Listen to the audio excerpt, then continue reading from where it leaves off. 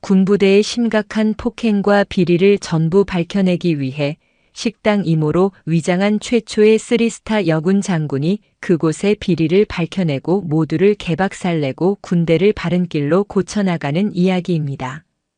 영상 시청 전에 구독과 좋아요 부탁드립니다. 저희에게 큰 힘이 됩니다. 2017년 10월 가을에 스산한 기운이 내려앉은 서울 용산의 국방부 청사.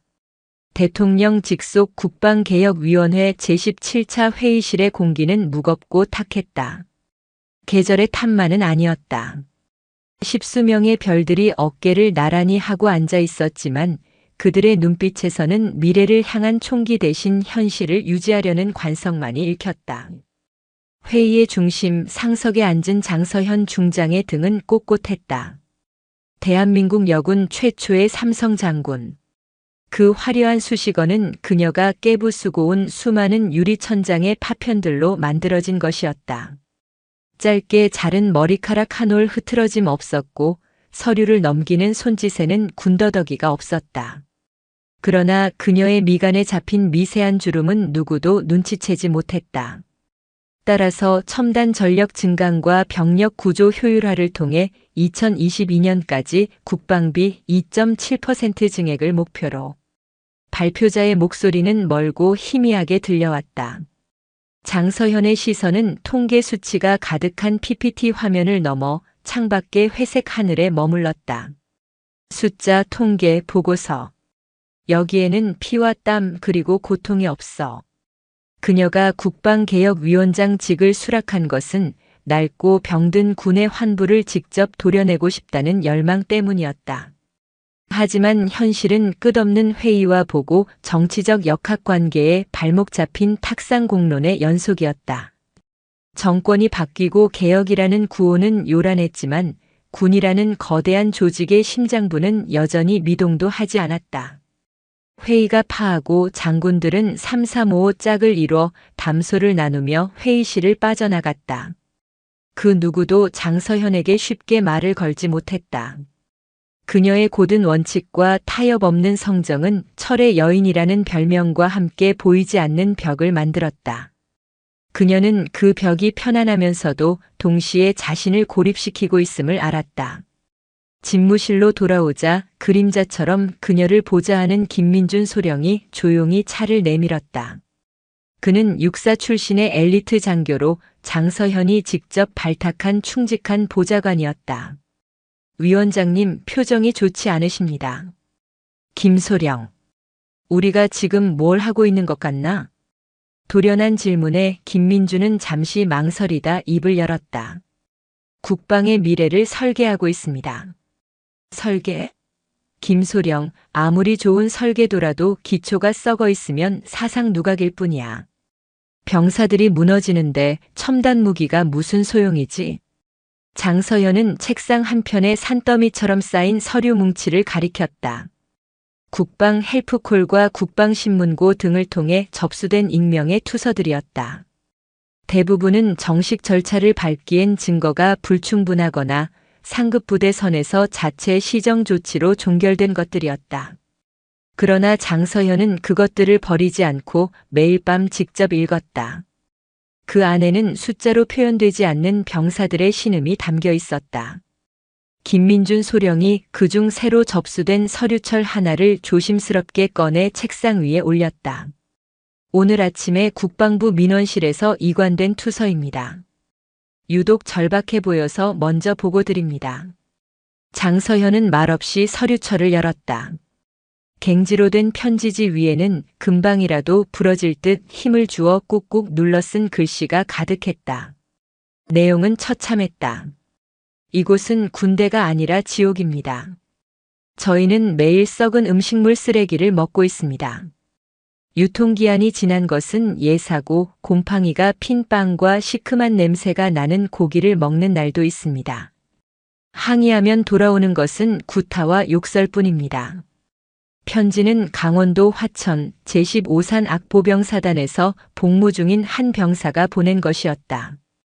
장서현의 눈이 한 곳에 멈췄다. 이 모든 것을 주도하는 것은 청송유통이라는 군납업체와 저희 연대의 박진수 대령님입니다. 보급관은 그들의 충실한 개이고 저희는 가축입니다. 제발 저희를 살려주십시오. 청송유통, 그리고 박진수 대령. 익숙하면서도 불길한 이름이었다. 장서현은 곧장 내부 전산망에 접속했다. 보안 인가를 거쳐 과거 감찰 기록을 검색하자 3년 전에 먼지 쌓인 파일 하나가 화면에 떠올랐다. 군납 비리 의혹 관련 내사, 청송유통. 관련자 박진수 중령 당시 계급. 처분 증거 불충분, 내사 종결. 역시나.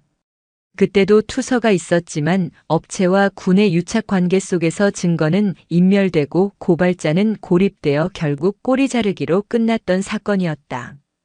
그리고 3년이 지난 지금 박진수는 대령으로 진급해 연대장이 되었고 청송유통은 여전히 그곳에서 병사들의 고열을 빨아먹고 있었다. 시스템은 실패했다. 그리고 그 실패는 지금 이 순간에도 한 병사를 지옥으로 몰아넣고 있었다. 장서현은 자리에서 일어났다. 창밖으로 보이는 국방부의 거대한 건물과 펄럭이는 태극기가 오늘따라 위선적으로 느껴졌다. 그녀는 결심했다. 이 문제를 해결할 사람은 회의실의 장군들이나 서류 속의 관료가 아니었다. 바로 자신이었다. 그러나 장서현 중장의 이름으로는 진실에 다가갈 수 없었다. 그녀가 가는 곳에는 의전과 보고 그리고 은폐가 먼저 당도할 터였다. 진실은 가장 낮은 곳에, 가장 더러운 곳에 숨어 있었다. 김소령. 그녀의 목소리는 차분했지만 그 안에 담긴 결의는 강철 같았다. 아무도 모르게 15사단 민간 인력 채용 공고를 알아보게. 특히 취 사장 쪽으로. 김민준 소령의 눈이 커졌다. 위원장님 설마. 설마가 아니야. 내가 직접 가봐야겠어. 그들이 먹는 밥을 먹고 그들이 자는 곳의 공기를 마셔봐야겠어. 이 별 3개짜리 계급장, 지금은 거추장스럽기만 하군. 그녀는 자신의 어깨에 달린 번쩍이는 중장 계급장을 내려다보았다. 수십 년 군 생활의 영광이자 자부심이었던 그것이 지금은 진실을 가로막는 가장 높은 벽처럼 느껴졌다. 그 벽을 스스로 허물고 그림자 속으로 걸어 들어갈 시간이었다. 장서현의 눈빛이 전장에서 적진을 노려보는 지휘관의 그것처럼 날카롭게 빛났다. 이것은 그녀의 군 생활 마지막이 될지도 모를 가장 위험하고 외로운 작전의 시작이었다. 장서현 중장은 죽어야 했다. 그 자리에 남편과 사별하고 홀로 생계를 꾸리기 위해 일자리를 찾아 나선 52세의 김순심이 태어나야 했다. 작전명은 스스로 아궁이라 붙였다. 가장 뜨겁고 어두운 군의 심장부로 직접 들어간다는 의미였다. 변신은 치밀했다.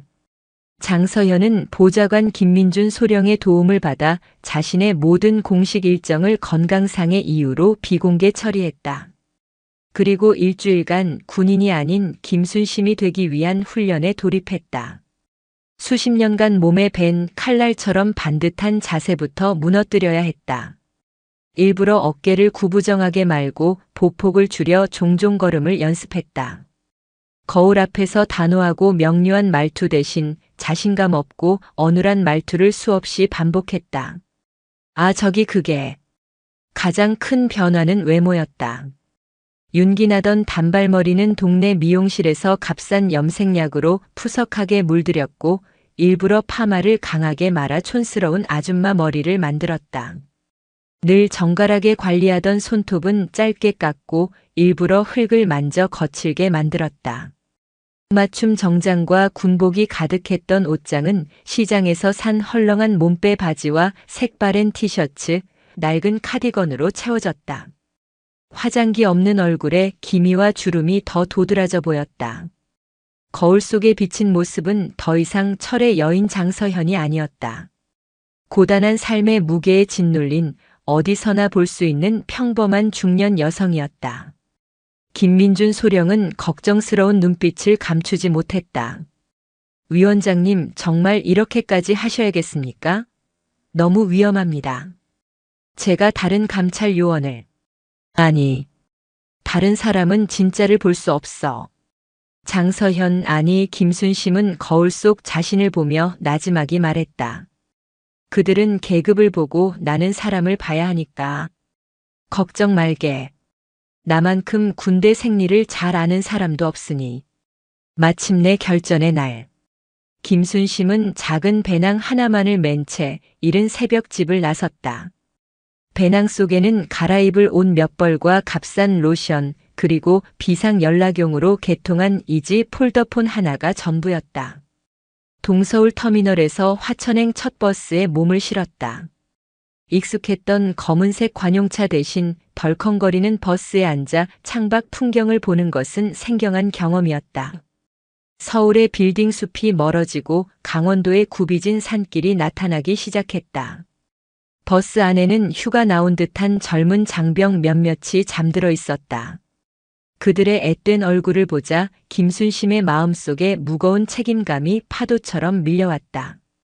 저 아이들을 지키러 가는 길이다. 2시간이 넘어 도착한 화천 버스터미널. 차가운 산골 공기가 폐부 깊숙이 스며들었다. 그녀는 다시 군내 버스로 갈아타고 15사단 정문 앞에 내렸다. 수십 년간 지휘관으로서 당당하게 통과했던 위병소였다. 그때는 차 안에서 경례를 받으며 지나쳤지만 지금은 보행자 통로를 따라 걸어가야 했다. 어디서 오셨습니까? 젊은 위병이 의례적으로 물었다. 김순심은 미리 준비한 취업 통지서를 내밀며 어눌하게 답했다. 저 오늘부터 식당에서 일하기로 한 김순심이라고 하는데요. 위병은 통지서와 그녀의 얼굴을 무심하게 대조하더니 방문자 기록 대장을 내밀었다. 그녀는 떨리는 손으로 김순심이라는 세 글자를 적었다. 부대 안으로 첫 발을 내딛는 순간 공기부터가 달랐다. 연병장을 가로지르는 힘찬 함성, 정비고의 기계음, 이따금씩 들려오는 간부들의 고함 소리. 모든 것이 익숙했지만 민간인 김순심의 귀에는 위압적으로 들려왔다. 그녀가 배치된 곳은 사단 본부 직할대대 식당, 즉 취사장이었다. 안으로 들어서자 퀴퀴한 기름 냄새와 음식물 쓰레기의 시큼한 악취, 소독약 냄새가 뒤섞여 코를 찔렀다. 이미 다른 민간 조리원들과 취사병들이 분주하게 움직이고 있었다. 오늘부터 새로 일하기로 한 김순심 씨? 조리장으로 보이는 뚱뚱한 체격의 여자가 그녀를 위아래로 훑어보며 말했다. 말은 들었어. 저기 가서 앞치마하고 우선 바닥 청소부터 싹 해. 밥알 하나 안 보이게. 명령조의 하대에 김순심은 말없이 고개를 끄덕이고 대걸레를 잡았다. 수백 명의 장병을 지휘하던 손으로 그녀는 차가운 타일 바닥을 닦기 시작했다. 밥풀과 국물 자국, 시커먼 기름때가 엉겨붙어 있었다. 허리를 숙이자 척추에 뻐근한 통증이 느껴졌다. 그때였다.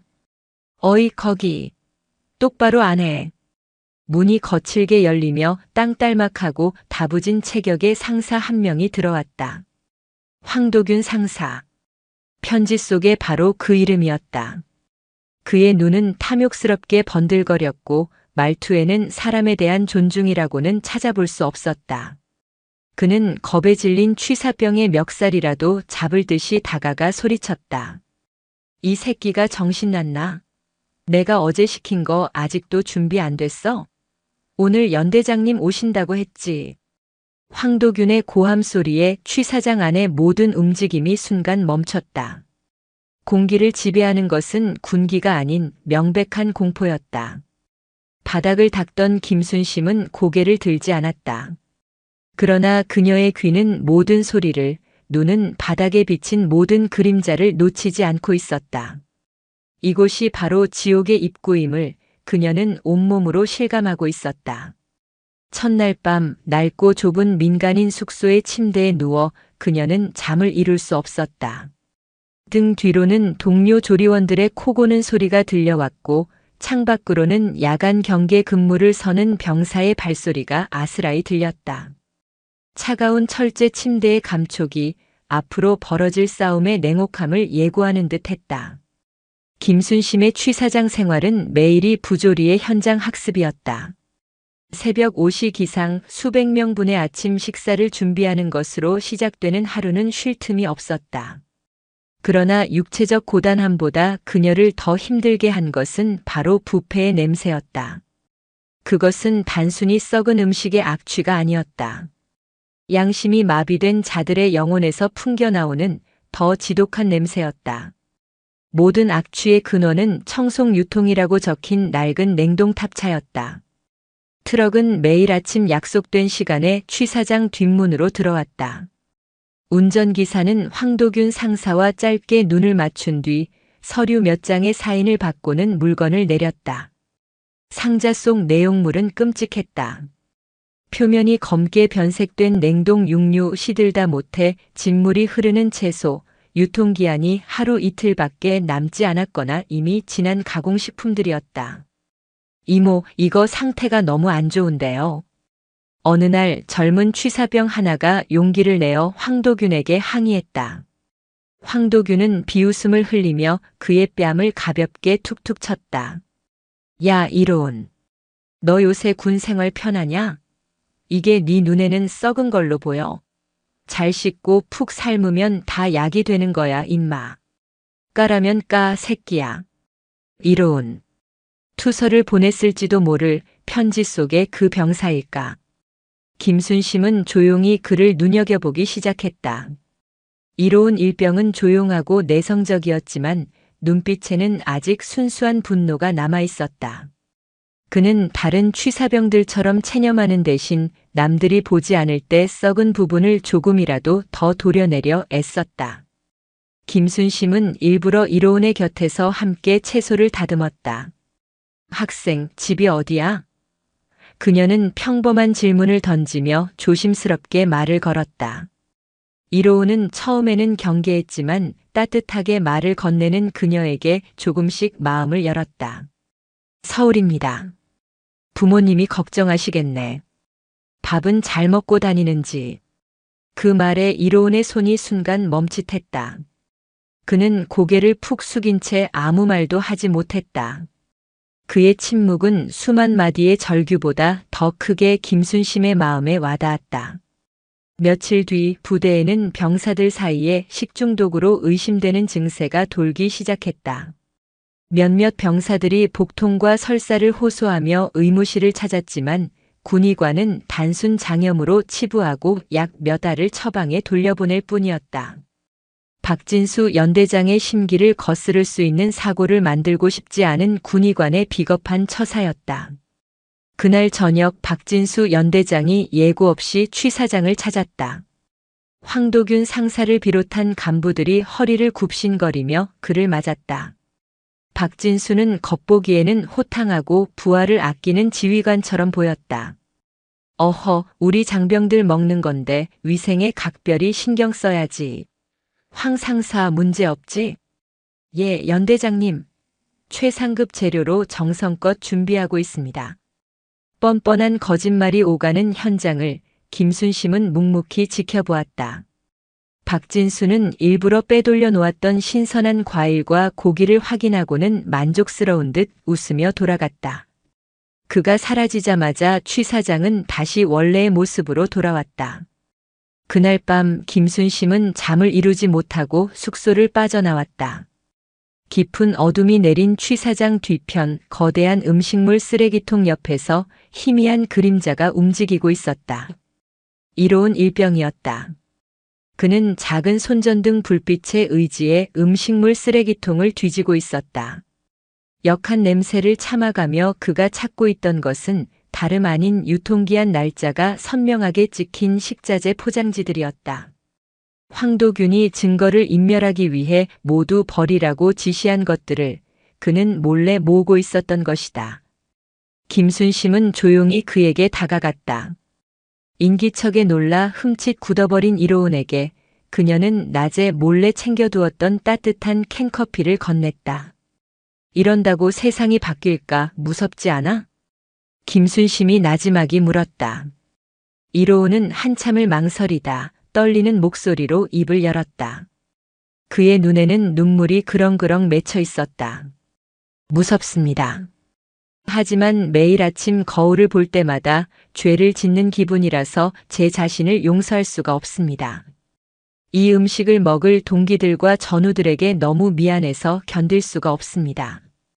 그 순간 김순심은 확신했다. 이 작고 여린 병사의 양심이야말로 이 거대한 부패의 사슬을 끊을 수 있는 가장 날카로운 칼날이 될 것이라고. 그녀는 이로운의 어깨를 가만히 다독였다. 괜찮아. 혼자라고 생각하지 마. 다 괜찮아질 거야. 그녀의 목소리에는 별 3개의 무게가 아닌 한 인간의 따뜻한 온기가 실려 있었다.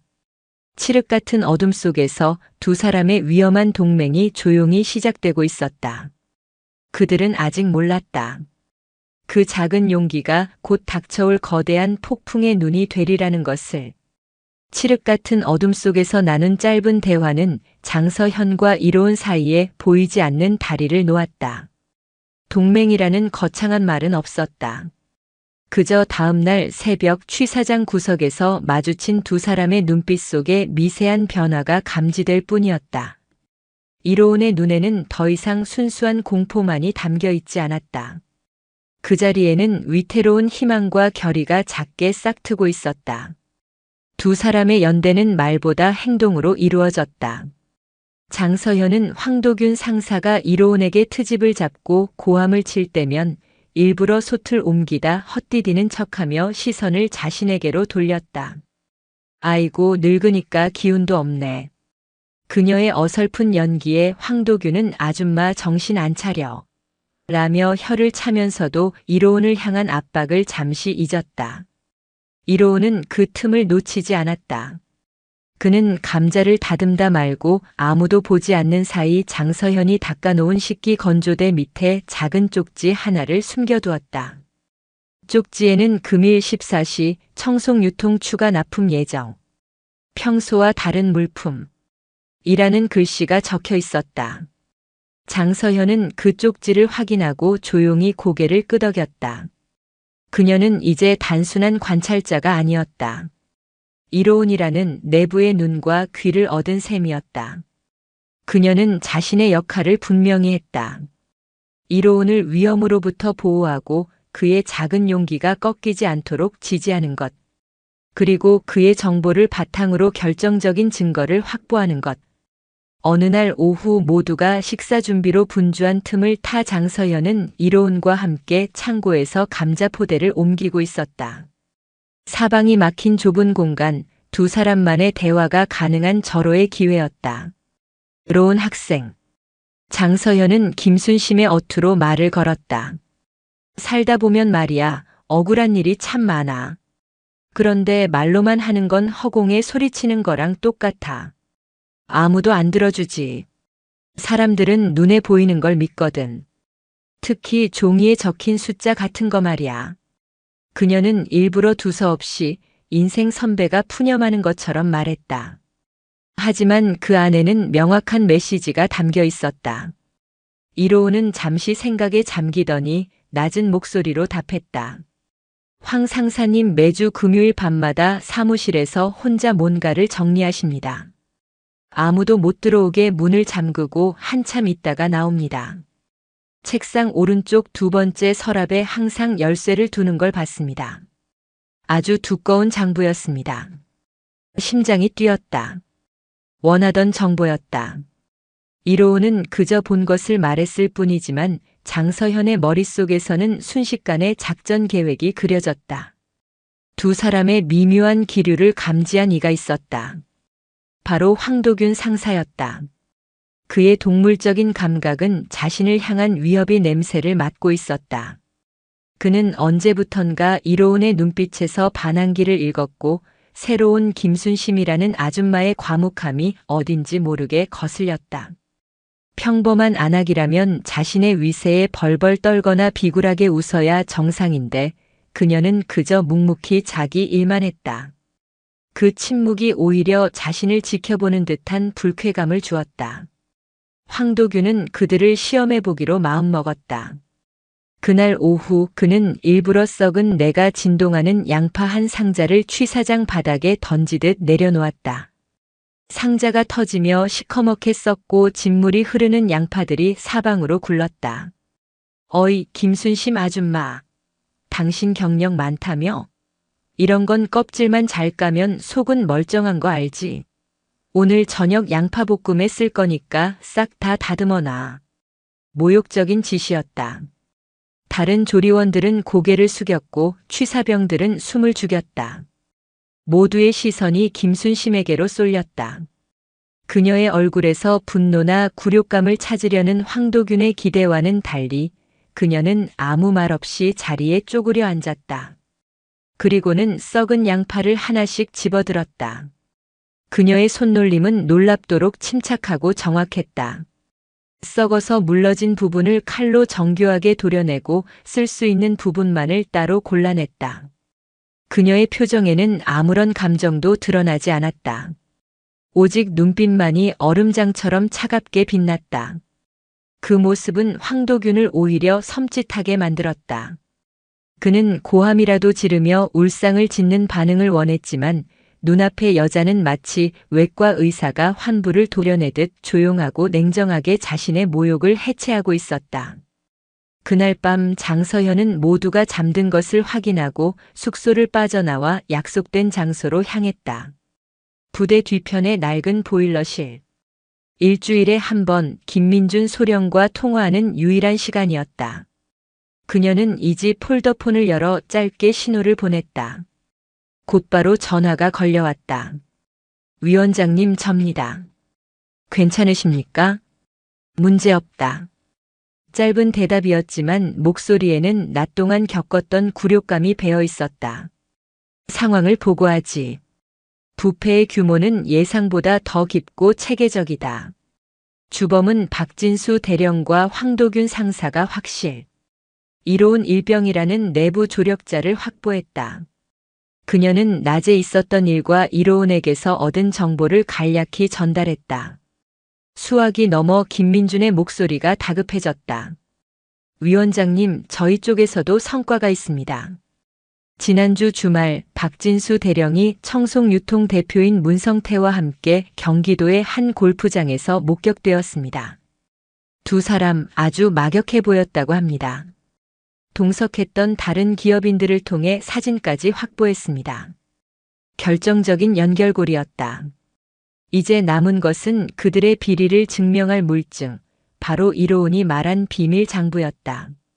잘했다, 김소령. 이제 관찰은 끝났다. 사냥을 시작할 때가 됐어. 이번 주 금요일 밤 내가 직접 그 장부를 확인하겠다. 위원장님, 너무 위험합니다. 차라리 정식 감찰팀을. 그랬다간 뱀 대가리는커녕 꼬리도 못 잡고 끝날 거다. 이건 명령이야. 자네는 내가 실패할 경우를 대비한 2차 계획이나 준비해둬. 전화를 끄는 장서현은 차가운 시멘트 벽에 기댔다. 썩은 양파 냄새가 아직도 코끝에 맴도는 듯 했다. 굴욕감은 분노가 되고 분노는 강철 같은 의지가 되어 그녀의 심장을 다시 뛰게 했다. 금요일 밤 그녀는 지휘관이 아닌 도둑이 되어야 했다. 하지만 그녀는 알았다. 이것은 도둑질이 아니라 도둑맞은 군의 양심을 되찾아오는 작전이라는 것을. 금요일 밤 부대는 주말을 앞둔 이완된 공기 속에 잠겨 있었다. 간부 식당에서는 박진수 대령이 주재하는 회식이 한창이었고 황도균 상사 역시 다른 부사관들과 어울려 관사에서 술판을 벌이고 있을 시간이었다. 이로운 일병이 흘려준 정보대로였다. 작전을 실행하기에 최적의 밤이었다. 장서현은 민간인 숙소에서 검은색 작업복으로 갈아입었다. 그녀의 움직임에는 한치의 망설임도 없었다. 이것은 즉흥적인 행동이 아니었다. 지난 며칠간 그녀는 밤마다 잠을 줄여가며 김순심으로써 부대 지리를 익혔다. 취사장 뒤편에서 보급창고 사무실에 이르는 가장 짧고 은밀한 동선, 순찰 도는 경계병의 이동주기, CCTV의 사각지대까지 모두 머릿속에 그려 넣었다. 수십 년간 수많은 작전 계획을 검토하고 승인했던 경험은 그녀 자신을 하나의 작전 단위로 만드는데 완벽하게 적용되었다. 밤 11시 30분. 그녀는 그림자처럼 숙소를 빠져나왔다. 고양이처럼 소리 없는 걸음으로 건물 뒤편을 돌아 보급 창고로 향했다. 차가운 밤 공기가 뺨을 스쳤다. 마침 달이 구름에 가려 사방은 더욱 어두워졌다. 멀리서 들려오는 경계병의 발소리가 아득하게 멀어지는 순간 그녀는 창고 건물 벽에 몸을 붙였다. 이로운이 알려준 사무실 뒤편의 작은 창문. 낡아서 잠금 장치가 헐거웠다. 그녀는 주머니에서 가느다란 철사 조각을 꺼냈다. 과거 생도 시절 생존 훈련 때 어깨너머로 배웠던 조악한 기술이었다. 평생 쓸 일이 없을 거라 생각했던 그 기술이 지금 별 3개의 장군에게 가장 절실한 무기가 되었다. 철사를 창틀 사이에 밀어넣고 몇 번 움직이자 달칵하는 작은 소리와 함께 잠금 장치가 풀렸다. 사무실 안으로 소리 없이 들어선 순간 퀴퀴한 종이 냄새와 싸구려 커피 믹스 냄새가 코를 찔렀다. 그녀는 곧장 황도균의 책상으로 향했다. 오른쪽 2번째 서랍. 자물쇠도 없이 쉽게 열렸다. 서랍 안에는 지갑과 담배, 그리고 낡은 열쇠 꾸러미가 들어있었다. 열쇠를 쥐고 사무실 구석의 낡은 철제 캐비닛으로 다가갔다. 맞는 열쇠를 찾아 돌리자 묵직한 마찰음과 함께 문이 열렸다. 안에는 서류철 수십 개가 빽빽하게 꽂혀 있었다. 그리고 그 중에서도 가장 두꺼운 손때가 묻은 검은색 바인더 2개가 눈에 띄었다. 장서현은 작은 펜라이트를 입에 물고 첫 번째 바인더를 열었다. 2017년 15사단 5대대 부식 수불 현황. 완벽한 서류였다. 국방부 보고 양식에 맞춰 깔끔하게 정리된 숫자들, 정식 납품업체의 직인이 찍힌 거래 명세서.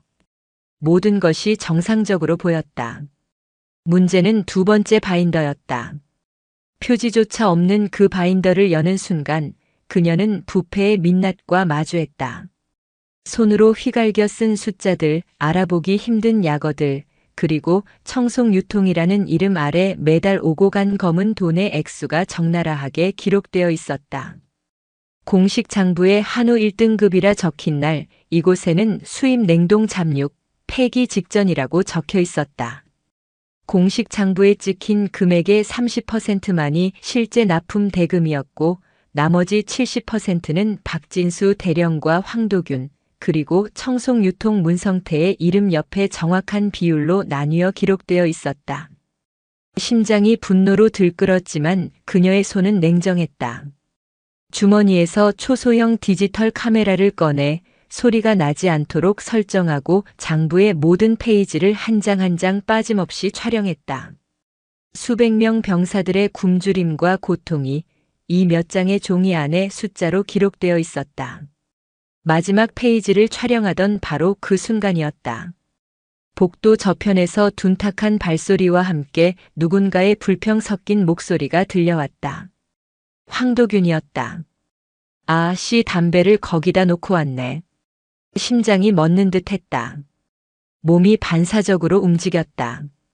그녀는 순식간에 장부를 제자리에 넣고 캐비닛 문을 닫았다.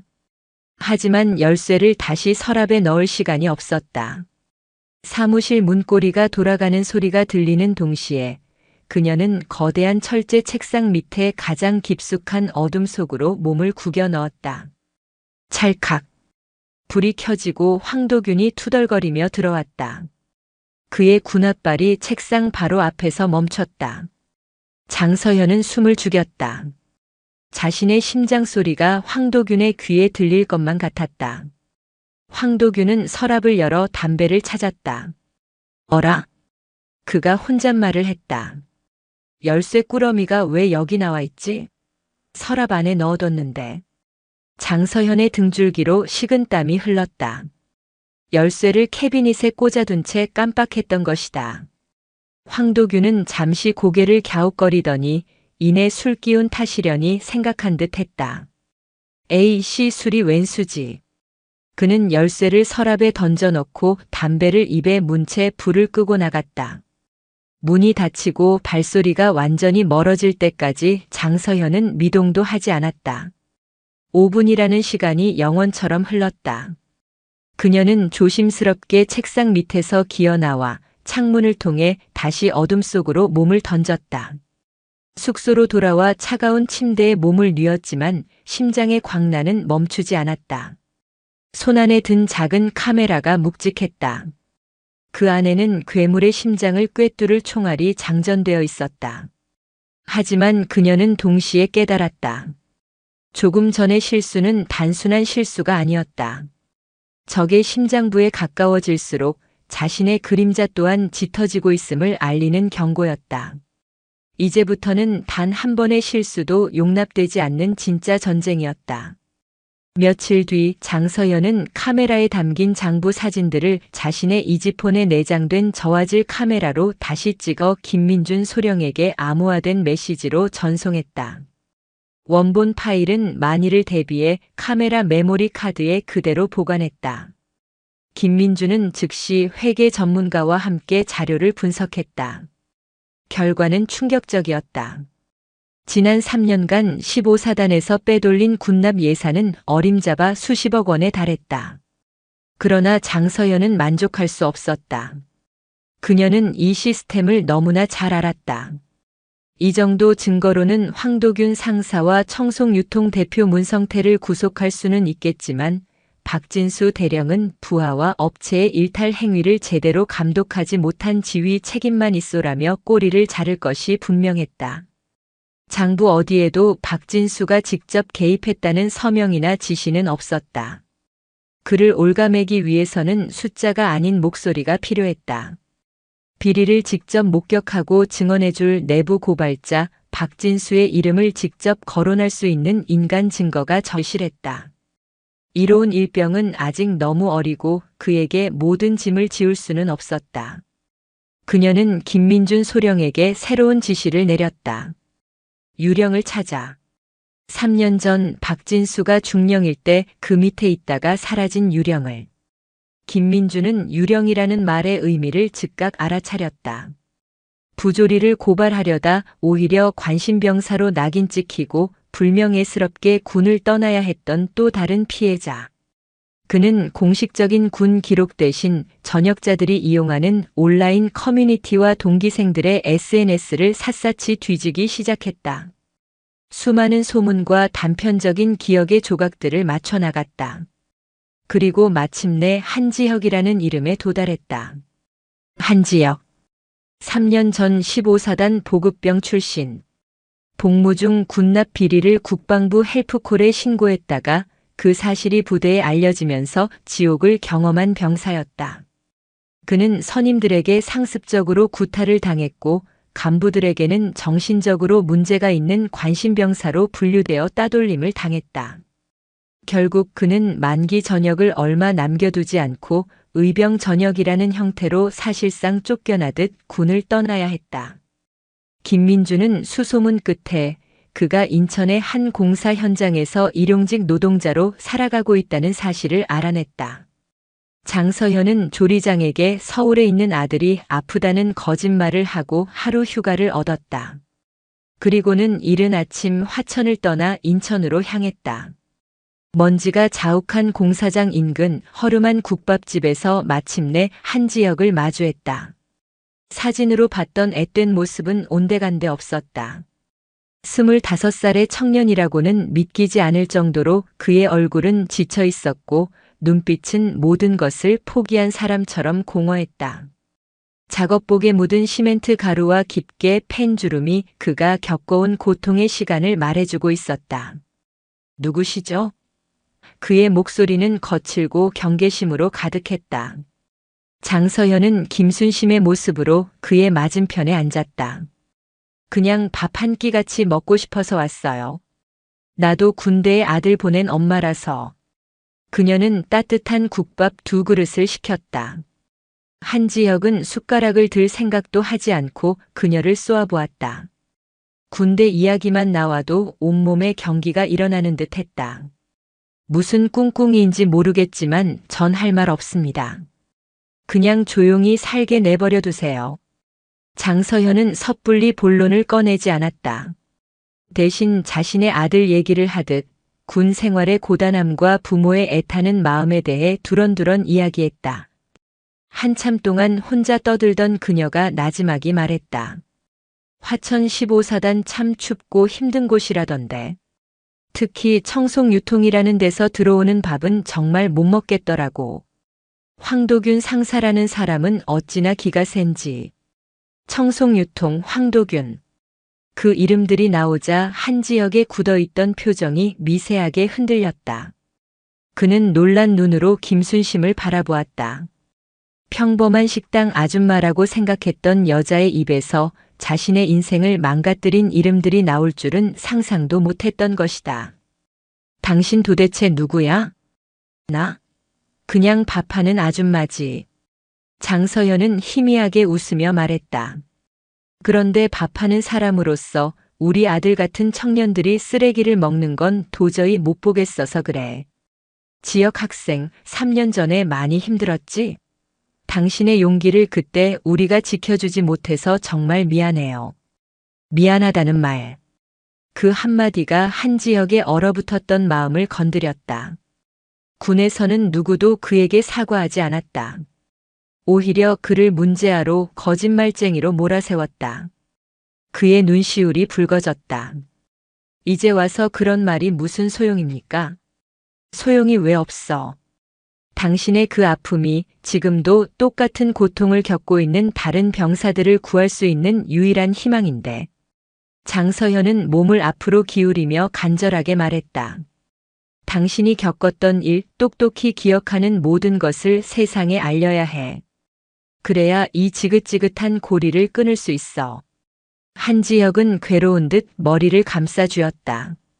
잊고 싶었던 기억들, 악몽처럼 그를 괴롭혔던 얼굴들이 떠올랐다. 그는 두려웠다. 또다시 모든 것을 잃게 될까봐. 오랜 침묵이 흘렀다. 국밥은 이미 차갑게 식어 있었다. 마침내 한지혁은 결심한 듯 떨리는 손으로 자신의 낡은 작업 가방을 뒤졌다. 그리고 그 안에서 작은 비닐 지퍼백에 담긴 USB 하나를 꺼냈다. 매일 밤 이걸 부숴버릴까, 강물에 던져버릴까 수백 번도 더 생각했습니다. 그냥 다 잊고 살고 싶었습니다. 그런데 잠을 잘 수가 없어서 억울해서 잠을 잘 수가 없어서 그의 목소리가 울음에 잠겨 갈라졌다. USB 안에는 그가 저녁 전 마지막이라는 심정으로 몰래 녹음했던 파일들이 담겨 있었다. 박진수 당시 중령이 황도균 상사에게 이번 달엔 좀 더 타이트하게 줘요. 위에서 찾는 돈이 많아라고 말하는 생생한 목소리, 창고에서 후임병을 폭행하던 황도균의 욕설과 비명소리까지. 한지혁은 그 USB를 테이블 위로 밀었다. 장서현은 떨리는 손으로 그것을 잡았다. 손바닥 위에서 느껴지는 작고 차가운 감촉. 그것은 한 청년의 잃어버린 시간과 짓밟힌 명예의 무게였다. 동시에 부패한 권력의 심장을 꿰뚫을 가장 강력한 무기였다. 과거의 유령이 마침내 복수의 칼을 그녀의 손에 쥐어준 순간이었다. 한지혁의 USB를 품에 안고 화천으로 돌아오는 장서현의 마음은 무거우면서도 비장했다. 이제 모든 패는 모였다. 부패의 증거가 담긴 장부 사진과 그들의 목소리가 담긴 녹음 파일. 이 두 가지는 박진수와 황도균의 제국을 무너뜨릴 강력한 공성 망치였다. 그러나 그녀는 승리를 예감하기보다 전투를 앞둔 장수처럼 마음을 다잡았다. 가장 치열한 싸움은 이제부터 시작이었다. 부대에 복귀하자마자 그녀는 공기가 달라졌음을 직감했다. 그동안 그녀를 그저 어수룩하고 말없는 아줌마로 취급하던 취사장의 분위기가 아니었다. 황도균의 눈빛은 노골적으로 그녀를 향해 있었다. 그 눈빛은 단순한 의심을 넘어 먹잇감을 발견한 포식자의 그것처럼 번득였다. 아줌마 아들은 좀 괜찮아? 황도균이 비꼬는 듯한 말투로 물었다. 장서현이 휴가를 다녀온 사이 그는 그녀의 뒷조사를 한 것이 분명했다. 서울에 아들이 없다는 사실쯤은 쉽게 알아냈을 터였다. 예, 덕분에요. 장서현은 김순심의 어눌한 표정을 유지한 채 짧게 답했다. 그녀의 태연한 반응에 황도균은 오히려 초조해 보였다. 그는 이로운 일병에게로 화살을 돌렸다. 야, 이로운. 너 이 새끼 요새 빠져가지고. 저 아줌마랑 붙어 다니더니 아주 군기가 다 빠졌어. 그는 모두가 보는 앞에서 이로운의 뺨을 후려쳤다. 짝 하는 날카로운 파열음이 취 사장에 울려 퍼졌다. 이로운은 비틀거리면서도 쓰러지지 않고 입술을 깨물며 황도균을 노려보았다. 그 눈빛에는 더 이상 두려움이 없었다. 그것은 경멸과 분노였다. 그 변화가 황도균을 더욱 자극했다. 그는 이로운의 멱살을 잡고 끌고 가려 했다. 그때 장서현이 들고 있던 뜨거운 국그릇을 일부러 바닥에 쏟았다. 와장창 하는 소리와 함께 뜨거운 김이 피어올랐다. 모든 시선이 그녀에게로 쏠렸다. 아이고, 내가 정신이 없어서 미안해요. 미안합니다. 그녀는 과장되게 허둥대며 황도균과 이로운 사이를 갈라놓았다. 황도균은 길길이 날뛰었지만 민간인 조리원에게 폭력을 행사할 수는 없는 노릇이었다. 그는 분을 사귀지 못한 채 씩씩거리며 사무실로 돌아갔다. 이로운은 장서현에게 고맙다는 눈빛을 보냈지만 장서현의 마음은 무겁게 가라앉았다. 이것은 임시 방편일 뿐 적들이 본격적으로 움직이기 시작했다는 신호였다. 박진수 대령 역시 위협을 감지하고 있었다. 육군 본부에 있는 그의 정보원으로부터 연락이 온 것이다. 국방개혁위원회 장서현 중장이 비공식적으로 15사단을 주시하고 있다는 첩보였다.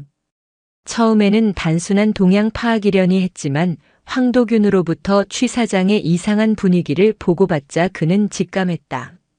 무언가 잘못 돌아가고 있다고. 박진수는 즉시 행동에 나섰다. 그는 황도균에게 당장 모든 서류를 파기하고 청송 유통과의 거래 기록을 전산에서 삭제해라고 지시했다. 수년간 쌓아온 비리의 증거들이 하룻밤 사이에 거대한 파쇄기 안으로 그리고 컴퓨터의 삭제 버튼 하나로 사라져갔다. 그는 자신의 권력을 과신했다. 종이 증거만 없애면 그 어떤 감찰도 이겨낼 수 있다고 믿었다. 그날 밤 장서현은 더 이상 김순심으로 숨어있을 시간이 없다고 판단했다. 적들이 증거를 인멸하고 포위망을 좁혀오고 있었다. 그녀는 결심했다. 괴물의 심장부로 직접 걸어들어가 그의 눈앞에서 가면을 벗기로. 장서현은 조리원 숙소에서 검은 작업복을 벗었다. 그리고 배낭 깊숙한 곳에 숨겨두었던 단정하게 각 잡힌 군복으로 갈아입었다. 수십 년간 그녀의 몸과 하나였던 군복은 어색함 없이 딱 들어맞았다. 그녀는 머리를 단정히 빗어넘기고 구겨진 어깨를 폈다. 거울 속에 비친 것은 더 이상 고단한 민간인 김순심이 아니었다. 적진을 향해 홀로 출정하는 지휘관, 철의 여인 장서현이었다. 그녀는 박진수 대령의 집무실로 향했다. 복도에서 마주치는 장교와 병사들은 난데없이 나타난, 그것도 한밤중에 사복 차림의 여성을 보고 어리둥절한 표정을 지었다. 그녀는 아랑곳하지 않고 곧장 연대장실 문 앞에 섰다. 노크도 하지 않고 문을 활짝 열었다. 집무실 안에서는 박진수 대령이 황도균 상사와 심각한 표정으로 대화를 나누고 있었다. 갑자기 문을 열고 들어온 낯선 여자를 보고 두 사람은 소스라치게 놀랐다. 누구야, 당신? 여긴 어떻게 들어왔어?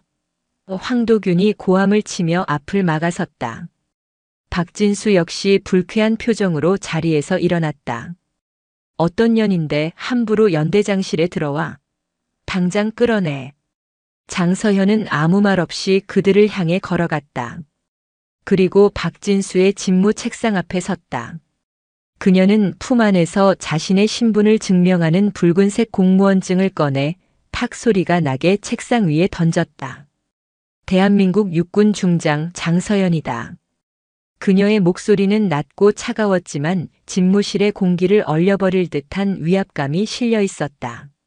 지금 이 시간부로 군사법원법 제223조에 의거 15사단 내 군용물에 관한 범죄 혐의에 대한 강제 수사, 즉 감찰을 시작한다.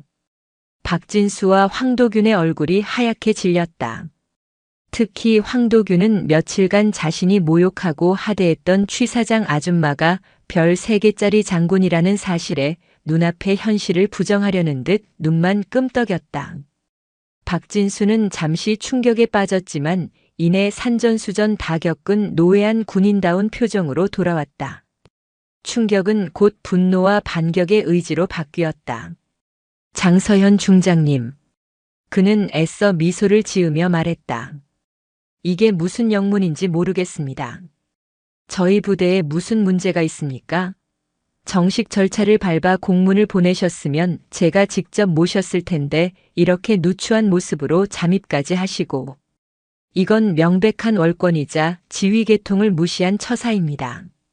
그는 교묘하게 그녀의 절차상 허점을 파고들었다.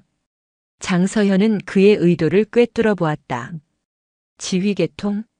내 놈들이 병사들의 목숨값으로 배를 채우는 동안 그 지휘계통은 뭘 했나?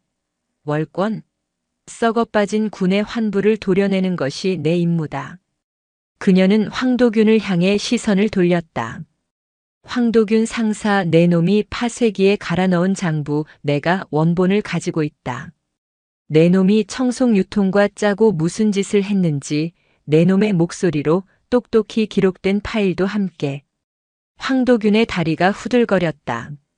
박진수는 마지막 발악을 했다. 증거.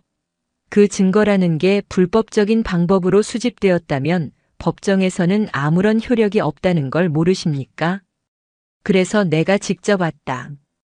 이제부터 합법적인 절차에 따라 내 놈들의 모든 것을 샅샅이 파헤쳐 줄 테니. 장서현은 자신의 휴대폰을 꺼내 김민준 소령에게 전화를 걸었다. 나다. 지금 즉시 국방부 감찰단 특별조사팀을 15사단으로 보내. 단 한 놈도 빠져나가지 못하게 정문을 폐쇄해. 그녀의 선전포고와 함께 길고 긴 밤의 서막이 올랐다. 그러나 장서현은 알았다. 이것은 끝이 아니라 시작일 뿐이라는 것을. 박진수의 눈빛에서 그녀는 패배가 아닌 더 교활하고 집요한 저항의 의지를 읽었다. 포위망은 조여왔지만 그 안의 짐승은 이제 곧 발톱을 드러낼 터였다. 장서현의 선전포고는 거대한 폭풍을 몰고 올 것이라 예상했지만 현실은 보이지 않는 거대한 벽에 부딪히는 것에 가까웠다. 박진수 대령은 그녀가 생각했던 것보다 훨씬 더 깊고 질긴 연주를 가지고 있었다. 그가 밤새 돌린 전화 몇 통에 군의 거대한 관료 시스템이 움직이기 시작했다. 다음 날 아침 국방부 감찰단 특별조사팀이 15사단에 도착하기도 전에 장서현은 국방부 장관 비서실로부터 직통 전화를 받았다. 수화기 너머에서는 정중하지만 단호한 목소리가 흘러나왔다. 장 중장님, 즉시 모든 감찰 활동을 중단하고 원대 복귀하십시오. 장관님의 직접 지시입니다. 이유를 묻고 싶군. 장서현이 차갑게 답했다. 군 내부의 과도한 갈등을 유발하고 지휘 체계의 심각한 혼란을 초래했다는 우려가 있습니다. 해당 사안은 정식 절차에 따라 국방부 합동조사단에서 검토할 예정입니다. 합동조사단. 뻔한 수법이었다. 시간을 끌고 사건을 축소하고 결국에는 꼬리 자르기로 마무리하겠다는 의도였다. 박진수의 배후에 있는 더 큰 몸통이 그녀의 손발을 묶어버린 것이다. 공식적인 감찰 권한이 박탈된 순간 그녀는 다시 혼자가 되었다. 특별조사팀은 부대 입구에서 발길을 돌려야 했고 15사단은 다시 박진수의 왕국으로 돌아갔다. 박진수는 승리를 확신했다. 그는 집무실에서 황도균과 함께 축배라도 들 듯 웃었다. 거봐, 내가 뭐라고 했나. 별 3개 달고 설쳐봤자 결국엔 계집 하나일 뿐이야. 이제 그들의 반격이 시작되었다. 가장 먼저 타겟이 된 것은 그녀가 가진 유일한 무기, 한 지역의 USB였다. 장서현이 보관하고 있던 USB를 분석하기 위해 김민준 소령에게 전달하려던 바로 그날 아침 끔찍한 일이 벌어졌다. 김민준 소령이 자신의 사무실에서 USB를 컴퓨터에 연결하는 순간 정체불명의 바이러스가 실행되며 모든 파일이 영구적으로 손상되어 버린 것이다. 복구 전문가를 불렀지만 전문 해커의 소행으로 보이는 악성 코드 앞에 속수무책이었다. 박진수의 인맥이 국방부 내부 전산망까지 손을 뻗친 결과였다. 설상가상, 최악의 상황은 가장 약한 고리였던 이로운 일병에게 닥쳤다. 그날 밤 이로운은 야간 탄약고 경계 근무를 마치고 복귀하던 중이었다. 어두운 길목에서 갑자기 복면을 쓴 여러 명의 그림자가 나타나 그를 덮쳤다. 그들은 내가 뭔데 나서서 설쳐. 라는 욕설과 함께 무자비한 폭행을 가했다. 이로운은 비명 한 번 제대로 지르지 못하고 쓰러졌다. 다음 날 아침 그는 계단에서 발을 헛디뎌 굴렀다는 이유로 온몸에 멍과 골절상을 입은 채 의무대에 실려갔다. 명백한 보복 폭행이었지만 목격자도 증거도 없었다. 부대 내에서는 그가 관심병사였기 때문에 자해 소동을 벌였다는 악의적인 소문까지 돌았다. 장서현은 의무실 병상에 누워있는 이로운을 찾아갔다. 퉁퉁 부은 얼굴, 깁스를 한 팔 공허한 눈동자. 자신을 믿고 용기를 냈던 젊은 병사가 처참하게 망가진 모습을 보자 그녀는 심장이 갈기갈기 찢어지는 듯한 고통과 무력감에 휩싸였다. 수십 년간 군 생활을 하며 단 한 번도 느껴보지 못했던 패배감이었다. 미안하다 나 때문에. 그녀의 목소리가 가늘게 떨렸다. 이로운은 힘겹게 고개를 저었다. 퉁퉁 부은 입술 사이로 작은 목소리가 새어나왔다. 아닙니다, 중장님. 저는 괜찮습니다. 후회하지 않습니다. 그의 눈에서 뜨거운 눈물 한 방울이 흘러내렸다. 그것은 고통의 눈물이 아니라 자신의 선택을 끝까지 지키려는 의지의 눈물이었다. 그 눈물 한 방울이 무력감에 빠져있던 장서현의 뺨을 때리는 것 같았다. 그녀는 주먹을 꽉 쥐었다. 이대로 물러설 수는 없었다. 이 젊은 병사의 용기를, 그의 희생을 헛되게 만들 수는 없었다. 공식적인 방법이 모두 막혔다. 증거는 사라졌고 증인은 입을 다물었다. 그녀의 계급도 권한도 이제는 아무런 힘이 없었다. 그렇다면 비공식적인 방법으로 싸울 수밖에 없었다. 군의 법정이 그녀를 외면한다면 세상의 법정에 이 사건을 세워야 했다. 장서현은 병실을 나와 차가운 복도 끝에 섰다. 그녀의 머릿속은 복잡한 계산 대신 하나의 이름만이 선명하게 떠올랐다. 최선아. 국방부를 출입하며 군 내부 비리를 끈질기게 파헤쳐 여러 번 특종을 터뜨렸던 탐사보도 전문기자. 그녀는 군 상층부에서 가장 껄끄러워하는 인물이었다. 박진수의 배후가 군 내부의 권력이라면 그 권력이 가장 두려워하는 것은 바로 여론이었다. 장서현은 주머니 속 폴더폰을 꺼냈다.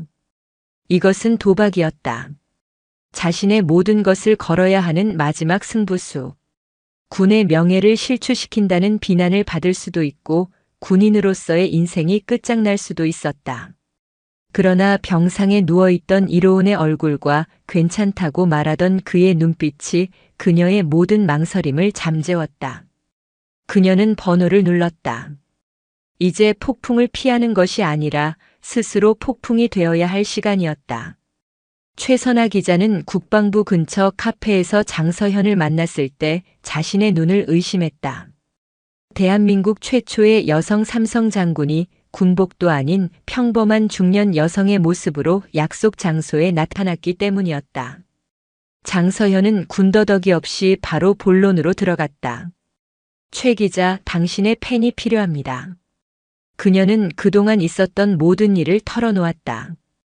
김순심으로 위장 잠입했던 이야기부터 15사단의 끔찍한 비리 실태, 비밀 장부의 내용, 그리고 한지혁과 이로운의 이야기까지. 최선아는 노련한 기자였지만 한편의 첩보 영화 같은 이야기에 입을 다물지 못했다. 이야기를 마친 장서현은 작은 메모리 카드 하나를 테이블 위에 올려놓았다. 한지혁의 USB는 파괴됐지만 이건 김민준 소령이 개인적으로 백업해둔 원본 파일입니다.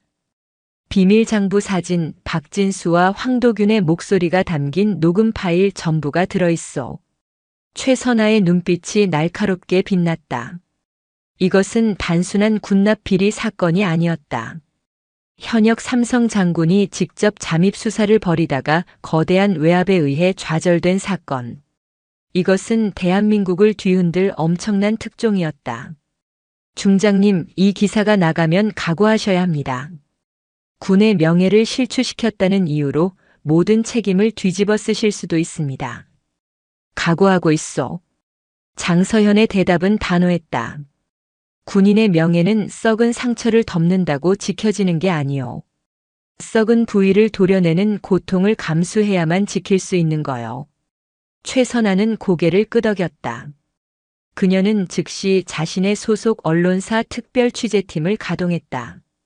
최고의 그래픽팀이 장부 내용을 분석해 인포그래픽으로 만들었고 음성 분석 전문가가 녹음 파일의 진위 여부를 가렸다. 모든 증거는 완벽했다. 하지만 최선아는 알고 있었다.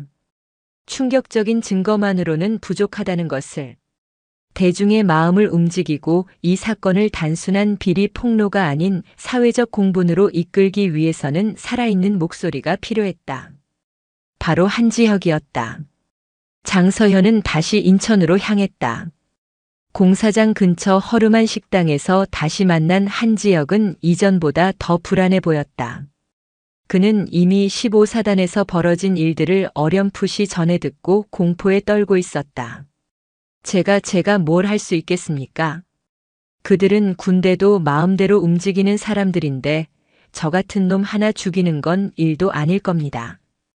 그의 두려움은 당연했다. 장서현은 그를 다그치지 않았다. 대신 병상에 누워있던 이로운의 사진을 보여주었다.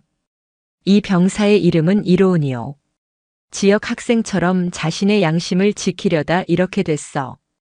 그런데도 그는 후회하지 않는다고 했소. 우리가 여기서 멈추면 이로운 같은 병사들이 계속해서 나올 거요.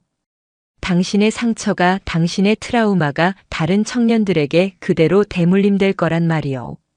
한지혁은 처참한 모습의 이로운 사진을 보며 오랫동안 말이 없었다. 그의 눈동자가 심하게 흔들렸다.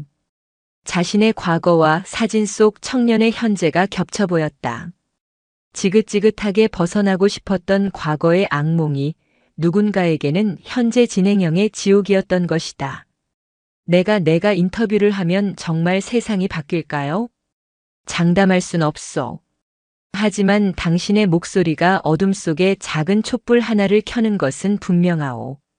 그리고 그 촛불들이 모이면 결코 꺼지지 않는 횃불이 될 수 있어.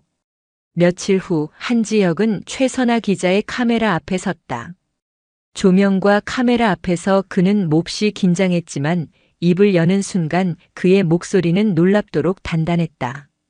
그는 3년 전 자신이 겪었던 모든 일을, 억눌러왔던 모든 분노와 서름을 담담하지만 힘있는 목소리로 털어놓았다. 그의 증언은 그 어떤 증거보다 강력한 힘을 가지고 있었다. 그리고 마침내 그날 저녁 8시. 대한민국의 모든 TV 채널에서 저녁 뉴스가 시작될 때 최선아 기자가 속한 방송사에서 속보 자막이 흘렀다. 단독 충격. 대한민국 최초 여성 삼성 장군, 군 비리 파헤치려 민간 조리원으로 위장 잠입. 앵커의 상기된 목소리와 함께 최선아 기자의 리포트가 시작되었다. 모자이크 처리된 장서현의 잠입 영상, 비밀 장부의 내용, 그리고 한지혁의 얼굴을 공개한 인터뷰가 전파를 탔다. 박진수 대령이 타이트하게 조이라고 말하는 목소리와 황도균의 욕설이 대한민국 전역에 울려 퍼졌다. 방송이 나간 직후 대한민국은 말 그대로 발칵 뒤집혔다. 인터넷 포털 사이트는 순식간에 관련 기사로 도배되었고 실시간 검색어는 장서현 15사단 한지역 등의 이름으로 가득 찼다. 청와대 국민청원 게시판에는 진상규명과 관련자 처벌을 요구하는 청원이 폭주했다. 분노한 여론은 걷잡을 수 없는 불길처럼 타올랐다. 장서현이 쏘아 올린 작은 신호탄이 세상을 향해 거대한 폭발을 일으킨 순간이었다. 여론이라는 거대한 파도 앞에 철옹성 같던 군의 벽은 힘없이 무너져 내렸다. 다음 날 아침 국방부 장관은 긴급 기자회견을 열어 대국민 사과를 발표하고 즉시 군 검찰과 민간 검찰 시민단체가 참여하는 유례 없이 거대한 규모의 합동수사단을 꾸릴 것을 약속했다. 대통령 역시 한 점 의혹 없이 진상을 규명하고 발본색원하여 군을 개혁하는 계기로 삼으라는 엄중한 메시지를 발표했다. 합동수사단의 칼날은 매서웠다. 가장 먼저 박진수 대령과 황도균 상사, 그리고 청송유통 대표 문성태가 긴급 체포되었다. 그들의 구속을 시작으로 비리에 연루된 15사단 간부들과 다른 군부대의 유착 관계자들이 줄줄이 소환되었다. 수사는 군납 비리를 넘어 인사청탁과 공사비리 등 군 전체의 구조적인 부패로까지 확대되었다. 2달간의 강도 높은 수사 끝에 박진수 대령을 포함한 30여 명의 군 간부와 10여 개의 군납업체 관계자들이 군사법정에 서게 되었다. 장서현 중장은 군의 위신을 실추시키고 지휘계통을 어지럽혔다는 이유로 징계위원회에 회부되었다. 징계위 내부에서는 그녀를 파면해야 한다는 강경한 목소리도 나왔다. 그러나 징계위가 열리는 국방부 청사 밖에서는 수많은 시민들이 장서현 장군은 우리의 영웅이다. 부패 군인 몰아내고 참군인을 지켜내자. 는 피켓을 들고 그녀를 지지하는 시위를 벌였다. 압도적인 국민적 지지 속에 징계위원회는 그녀에게 견책이라는 사실상 아무 의미 없는 가장 가벼운 징계를 내릴 수밖에 없었다. 이 사건은 군의 거대한 변화의 바람을 몰고 왔다. 국회는 군 인권보호 및 부패 방지 특별법, 일명 한지혁의로운 법을 통과시켰다. 이 법에 따라 국방부에는 외부의 감시와 견제를 받는 옴부즈만 제도가 도입되었고 각급 부대에는 병사들의 인권을 직접 살피는 인권보호관이 의무적으로 배치되었다. 낡고 폐쇄적인 군 문화에 신선한 공기가 수혈되기 시작한 것이다. 몇 달 후 가을이 깊어진 어느 날, 장서현은 새로운 보직을 명받았다. 그녀는 신설된 국방인권감독관이라는 중책에 임명되었다. 중장 계급으로서 군의 모든 인권 관련 사안을 독립적으로 조사하고 감독할 수 있는 막강한 권한을 가진 자리였다. 그녀는 첫 공식 일정으로 강원도 화천의 15사단을 다시 찾았다. 새로운 연대장이 부임한 부대의 분위기는 이전과는 완전히 달라져 있었다. 병사들의 얼굴에는 두려움 대신 건강한 활기가 넘쳤고 취사장의 음식 냄새는 구수하고 따뜻했다. 연병장에서는 늠름하게 행진하는 병사들의 함성이 울려 퍼지고 있었다. 그들 중에 건강을 회복하고 늠름한 모습으로 복귀한 이로운 상병 진급했다의 모습도 보였다. 그는 멀리서 장서현을 발견하고 누구도 모르게 경례와 함께 옅은 미소를 지어 보였다. 장서현 역시 조용한 미소로 화답했다. 그녀는 연병장을 바라보며 생각했다. 한 사람의 양심이 거대한 조직을 바꿀 수 있다는 것. 정의는 때로 길고 외로운 싸움이지만 결코 패배하지 않는다는 것을. 그녀의 어깨에 달린 별 3개는 이제 단순히 지휘관의 계급이 아니었다. 그것은 어둠 속에서 길을 잃은 수많은 병사들을 지키는 희망의 등대와 같은 무게로 빛나고 있었다. 정의의 새벽은 그렇게 가장 낮은 곳에서부터 밝아오고 있었다. 영상이 유익하셨다면 구독과 좋아요, 댓글까지 부탁드리겠습니다.